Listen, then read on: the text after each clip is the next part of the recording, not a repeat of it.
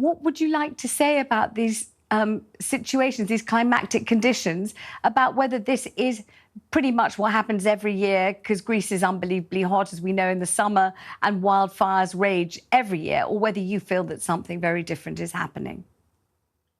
Well, good evening. Wildfires do happen in Greece as they happen in the rest of the Mediterranean. What's changed over the last few years is that the climatic conditions are changing, and we're witnessing much hotter summers than we had in the past. You already said that we had 40 degrees plus over the last 10 days. Now, it's not the climate crisis that's actually causing the forest fires, but it is the climate crisis that's creating more favorable conditions so that the fires are more frequent and they're also more intense. They take on these characteristics of what we call mega fires. And as you described, that can be a very damaging and very traumatic experience to those people that are there. So yes, we've had forest fires in Greece and in the Mediterranean for many, many years.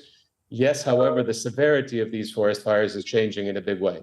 And that's why from our side as an organization, we've been saying that more emphasis needs to be put on prevention and actually preparing ourselves for a situation like this so that we can manage that situation much, much better before the forest fires also break out. What can you do? Demetres, sorry to interrupt. What kinds of protective measures can you put in place, A? And B, if you know what they are, and you've been warning for years saying they should be put in place, why haven't they been?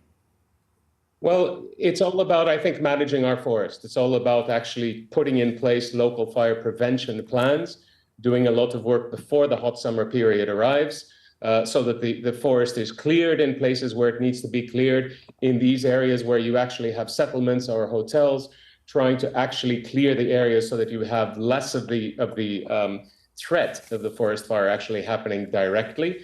Why hasn't that happened? Well, I think more of the emphasis over the last few years in Greece and many of the Mediterranean countries has been about suppression. It's been about how do we actually put out the fire once that fire breaks out? But we're seeing more and more now that the fires are so intense, so fierce, that that's just a paradigm that has to change. We need to be putting more emphasis on the prevention side of that. And I would say in the case of Rhodes, just a couple of things that do need to be said. One is the importance of the local volunteer teams. There are a couple of really important, very important local volunteer teams that have been active in Rhodes even during the winter time to do these sort of prevention, to take on these prevention measures. But also, I think the story wouldn't be complete without making reference to the hundreds, to the thousands of local people that actually in a very difficult emergency situation did provide a lot of assistance, a lot of volunteer firefighters on the ground, really doing the best they could possibly do in this situation. And our gratitude and our sympathy to them.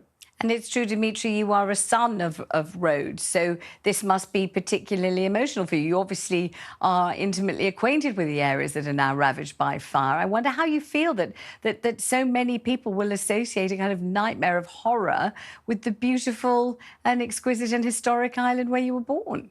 Well, it's saddening and it's devastating. And I've been speaking to friends and family from there since the beginning. Rhodes is a beautiful island, and I have to be optimistic that the forests there will naturally regenerate, that nature will do its job.